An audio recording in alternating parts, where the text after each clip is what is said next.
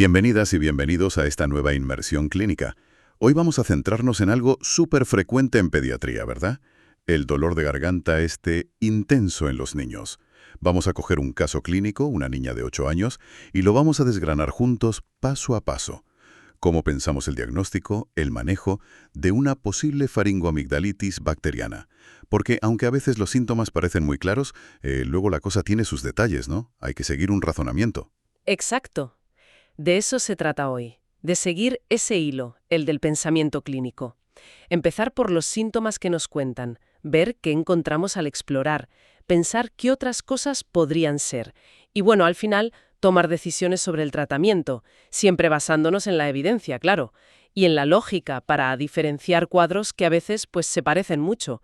Es un ejercicio muy útil, la verdad. Madre. Y nos cuenta que lleva 2 días, unas 48 horas más o menos, con un dolor de garganta, pero fuerte, ¿eh?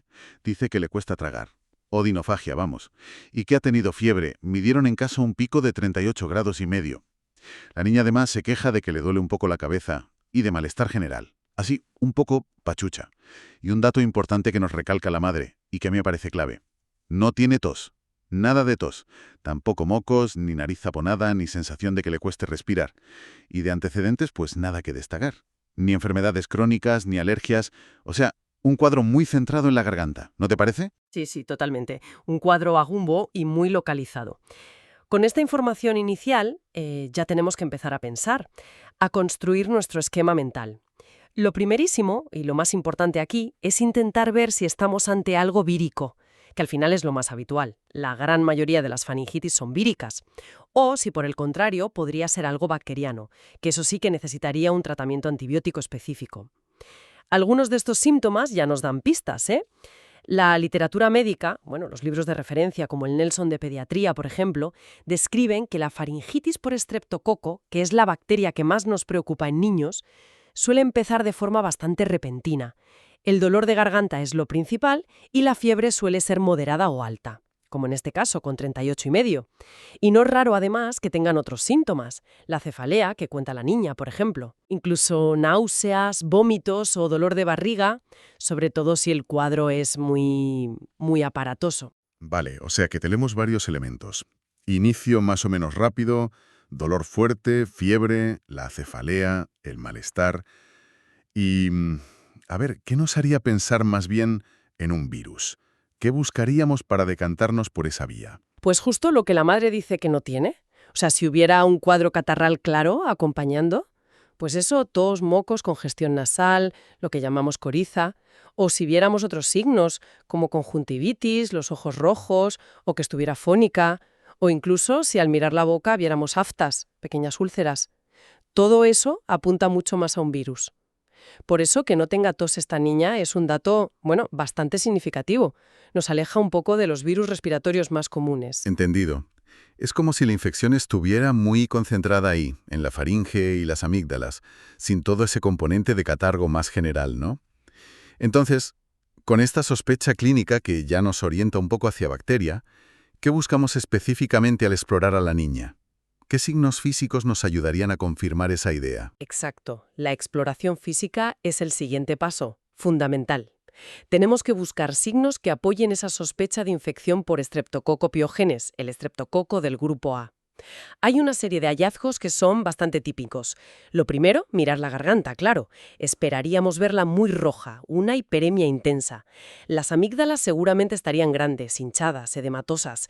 Y lo más llamativo suele ser el exudado, esas placas o puntos blancos o amarillentos que cubren las amígdalas. A veces incluso pueden tener un aspecto un poco sanguinolento. También es típico fijarse en el paladar blando y en la úvula, la campanilla. A veces se ven petequias, esos puntitos rojos como pequeñas hemorragias o unas lesiones como en anillo. La úvula también puede estar roja, hinchada. Y súper importante, palpar el cuello. Buscar los ganglios inflamados, las adenopatías, en concreto los ganglios cervicales anteriores, los que están justo debajo del ángulo de la mandíbula. En una faringitis por estreptococo es muy típico que esos ganglios estén aumentados de tamaño y sobre todo que duelan al tocarlos. Es una descripción muy gráfica, la verdad. Pero me surge una duda. Porque, claro, una cosa es la teoría, el libro, y otra la práctica. ¿Siempre se ve así, tan claro, tan florido? ¿O podemos tener casos de estreptococo con una exploración que no sea tan evidente? Muy buena pregunta. Tienes toda la razón. Ese es el cuadro clásico, sí, pero la clínica tiene todo un espectro. Hay casos con todos los signos muy claros, pero también te encuentras otros mucho más sutiles. A lo mejor solo ves la garganta algo roja, sin un exudado claro, o los ganglios apenas se palpan o no le duelen al niño. Por eso, aunque la exploración nos da muchísima información y es súper importante, no podemos basar el diagnóstico solo en lo que vemos. Siempre hay que juntar lo que exploramos con toda la historia que nos han contado antes. Y aquí llegamos a un punto, yo creo que crítico, ¿no? Tenemos a la niña con una historia muy sugerente. Fiebre alta, dolor intenso, no tiene tos y seguramente al explorarla, pues encontraríamos varios de esos signos que has descrito. Garganta roja, exudado, los ganglios dolorosos. La pregunta es, ¿podríamos o deberíamos empezar ya el antibiótico basándonos solo en esta sospecha clínica tan fuerte? Porque la tentación está ahí, ¿eh? Sobre todo para aliviar a la niña rápido. Es la pregunta del millón, sí. Y la respuesta, según las guías clínicas actuales, es un no bastante claro. Aunque tengamos una sospecha clínica muy alta basada en esa combinación de síntomas y signos, que a veces incluso se usan escalas para puntuarlo, la recomendación basada en la evidencia es tajante. El diagnóstico de certeza de faringitis estreptocócica no se puede hacer solo con la clínica. Necesitamos sí o sí una confirmación microbiológica. Ostras, pues eso sí que es importante para el día a día, ¿eh? Porque la tentación de tratar por si acaso con una clínica tan clara es alta. Entonces, si no nos podemos fiar al 100% de la clínica, ¿qué otras enfermedades tenemos que tener en la cabeza? ¿Cuál es el diagnóstico diferencial principal en un caso así? A ver, el principal diagnóstico diferencial por pura frecuencia sigue siendo la faringitis viral. Aunque no tenga tos, que nos aleja de los virus del catarro, hay otros virus. Por ejemplo, algunos tipos de adenovirus o el virus Coxsackie, el de la herpangina, que pueden dar fiebre y dolor de garganta muy intenso, a veces con unas lesiones muy típicas en la boca que hay que buscar.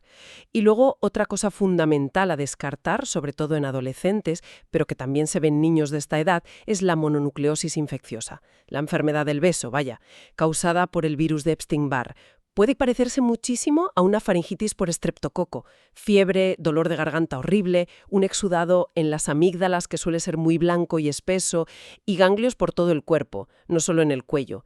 De hecho, también puede dar petequias en el paladar. Clínicamente se solapa un montón. Y bueno, aunque son mucho más raros, pues no hay que olvidar que hay otras bacterias, aparte del Streptococcus pyogenes, que muy de vez en cuando podrían dar faringitis. Pero vamos, el foco principal es diferenciar entre virus y el Streptococo A. Queda claro, sí. Aunque la clínica nos oriente mucho, necesitamos algo más para estar seguros. Si ni la historia ni la exploración son suficientes por sí solas, ¿qué herramientas tenemos para confirmar si de verdad está ahí esa bacteria, el Streptococcus pyogenes? Pues mira, por suerte tenemos pruebas específicas para detectarlo directamente en la garganta. La más usada y útil en la consulta, por lo rápida que es el test rápido de detección de antígeno estreptocócico, lo que llamamos coloquialmente el test rápido del estreptococo. Se coge una muestra con un bastoncillo, un hisopo, frotando a las amígdalas y la parte de atrás de la garganta. Se procesa con unos reactivos y en 5 o 10 minutos te dice si detecta o no los antígenos de la bacteria. La otra opción es el cultivo faríngeo. La toma de muestra es igual, con el hisopo, pero se manda al laboratorio. Allí lo siembran en una placa de cultivo para ver si crece la bacteria. Esta prueba se considera la mejor, el patrón oro, porque es más sensible, detecta incluso cuando hay pocas bacterias. Pero claro, la pega es que tarda entre 24 y 48 horas en dar el resultado. Vale, test rápido para decidir ya. Y cultivo como confirmación más fiable, pero que tarda más. Y siempre hay que hacer estas pruebas. ¿O hay alguna situación, no sé, niños muy pequeños o con síntomas muy leves, donde podríamos saltárnoslas? Pues mira, teniendo en cuenta esa recomendación tan clara de no diagnosticar solo por clínica, la estrategia general es que si tenemos una sospecha clínica de faringitis por estreptococo, por los síntomas y signos que decíamos, fiebre, sin tos, exudado, ganglio doloroso, deberíamos hacer una prueba microbiológica para confirmarlo antes de recetar el antibiótico. El test rápido suele ser lo primero, por la rapidez. En algunos sitios, si el test rápido sale negativo, pero tú sigues pensando que clínicamente parece mucho en estreptococo, pues se podría mandar además un cultivo para pillar posibles falsos negativos del test rápido. Esto depende un poco de las guías de cada sitio y de la edad del niño. Pero saltarse las pruebas en un niño con clínica sospechosa no es lo recomendable, precisamente para no usar antibióticos cuando no tocan, en los casos que son virales. Me parece una pauta muy sensata, la verdad, y muy enfocada a usar bien los antibióticos. Volvamos a nuestra niña de 8 años. Clínica muy sospechosa, le hacemos el test rápido ahí mismo en la consulta y positivo. Detecta antígeno de estreptococo. Ahora sí, ¿no? Tenemos la confirmación. El diagnóstico sería faringoamigdalitis aguda bacteriana por estreptococo piógenes. ¿Cuál es el siguiente paso? ¿Cómo la tratamos? Pues una vez confirmado el diagnóstico, el tratamiento clave es el antibiótico. El objetivo es triple: erradicar la bacteria, que los síntomas se pasen antes y, muy importante, prevenir las complicaciones. Tanto las complicaciones locales, las supurativas, como un absceso al lado de la amígdala, como las sistémicas, las no supurativas, como la fiebre reumática aguda, que es la que más nos preocupa a largo plazo. El antibiótico de primera elección, el que recomiendan casi todas las guías para una faringitis por estreptococo normalita, sigue siendo la penicilina o alguno de sus derivados. La amoxicilina es probablemente la que más usamos en niños porque funciona bien contra esta bacteria, se absorbe bien por boca y se tolera bastante bien. La dosis va por peso, claro, y se suele dar 1 o 2 veces al día. Si hay alergia a la penicilina, pues ya tenemos que usar otras familias como los macrólidos, acitromicina, claritromicina o cefalosporinas de primera generación. Pero bueno, siempre hay que mirar las guías locales por si hay resistencias. Amoxicilina como primera opción si no hay pegas de alergia. ¿Y qué pasa con el malestar? La niña tiene fiebre, le duele mucho. ¿Qué más hacemos además de darle el antibiótico? Pues el tratamiento sintomático es fundamental para que la niña esté lo mejor posible. Hay que pautar analgésicos y antitérmicos, como el paracetamol o el ibuprofeno. Dárselos de forma regular los primeros días para controlar el dolor de garganta y la fiebre. El reposo relativo también ayuda. Y súper importante insistir en que beba líquidos, ofrecerle agua, zumos suaves, cosas fresquitas, porque como le duele el tragar, a veces dejan de beber y hay riesgo de que se deshidraten, sobre todo si tienen fiebre. Y un recordatorio crucial, que siempre hay que tener presente en niños: nada de ácido acetil salicílico, nada de aspirina en cuadros con fiebre, por el riesgo del síndrome de Reye, que es una complicación muy grave, aunque sea rara. Perfecto. Antibiótico y buen manejo de los síntomas. ¿Y cuánto tiempo tiene que tomar el antibiótico? Esa es la pregunta típica de los padres cuando ven que el niño mejora enseguida a los 2 días. Sí, es una pregunta clave. La duración estándar del tratamiento para la faringitis estreptocócica con amoxicilina suele ser de 10 días.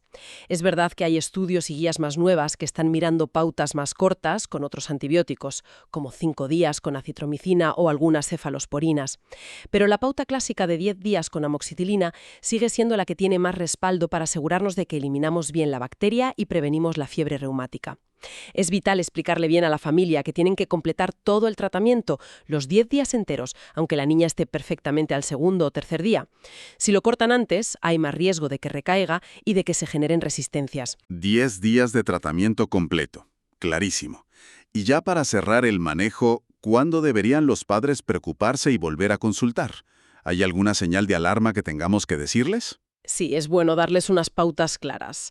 Deberían volver si, a pesar de llevar ya 48 o 72 horas tomando el antibiótico, la fiebre sigue alta o vuelve a subir. También si el dolor de garganta empeora mucho, hasta el punto de que la niña no pueda tragar ni su saliva, o si le cuesta abrir la boca, lo que llamamos trismus. Otros signos de alarma serían que empiece con dificultad para respirar, que babee mucho, que tenga la voz como apagada o gangosa, o rigidez en el cuello, tortícolis. O cualquier signo de que empeora su estado general o de que se está deshidratando. Boca muy seca, ojos hundidos, que orine poco. Todo eso podría indicar una complicación, como un absceso, y hay que verlo urgentemente. Muy bien, yo creo que hemos cubierto todo el proceso con el caso, desde el principio hasta el final. Quizás ahora, para que se fijen bien los conceptos, estaría bien hacer un repaso rápido de los puntos clave de la faringoamigdalitis bacteriana en niños, como un resumen final, ¿no? Sí, me parece una idea estupenda.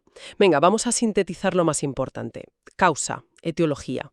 Lo más frecuente es que el dolor de garganta sea por un virus, pero la causa bacteriana principal, la que tenemos que buscar y tratar, es el estreptococo piógenes, el estreptococo beta hemolítico del grupo A, o EBHGA. Clínica que nos hace sospechar, bacteriana. Buscamos un inicio más o menos brusco, fiebre, normalmente más de 38 grados centígrados, dolor de garganta intenso al tragar o dinofagia.